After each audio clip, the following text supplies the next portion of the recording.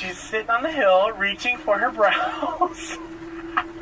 Usually, when the branches are too high up, she stands on the rocks and reaches as far as she can with that upper lip. They can use it like semi-prehensile, like a finger. But I guess she hasn't tried that tree in a while, so she was able to reach by sitting on her tush. If we keep driving, that might move them away. So we're gonna stay here, and hopefully they'll come very close to us. In the front is Alta. Her nickname is Fertile Myrtle. She's always either pregnant or has a baby. Her baby is back there looking at us. He's a smaller one. His name is Botu. He's about 1.5 years. The other one is she's like 6 years old. Look at her trot on over.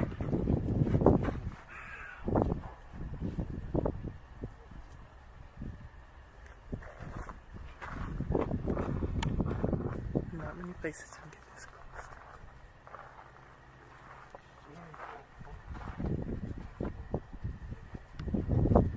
They're just all kind of in a row. You can hear them walking.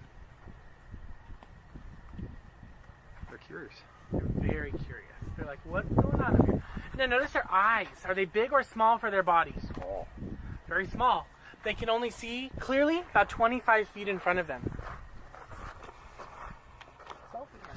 Picture with them in the background. They live in the river valleys of northeastern India and southern Nepal.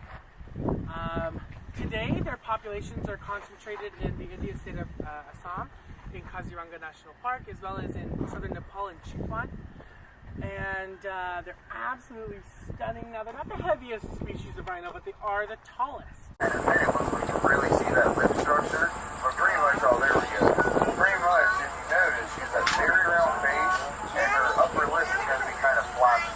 That's because they have this prehensile upper lip that's able to stretch out like their hand, grab the various types of vegetation around them, and pull it into their mouth. Now, that's not something you're going to see on African rhinos, because your Asian rhinos have a very diverse habitat around all these different types of food.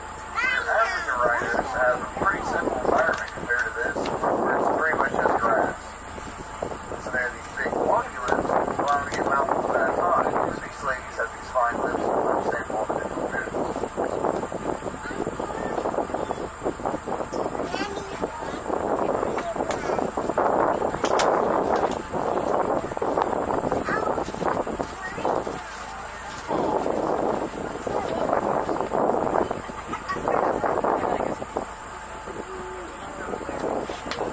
Mama there is Rahini, and you can see they're just taking a little cat nap. I guess a rhino nap. But no, she is the most precious thing, and her mom has been doing such a fantastic job, especially because she is actually a first-time mother, and that's the first one she ever had, which is part of the reason that one's so small. See, in the world of your baby rhinos, the first one the mother will ever have is typically always going to be the smallest. Then the more and more offspring they have, the bigger and bigger they will become.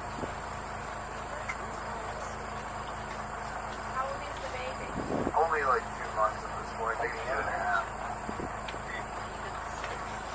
And it's going to take her mama a whopping about 4 years, even up to 6, until she's a fully grown, mature adult, which is wild.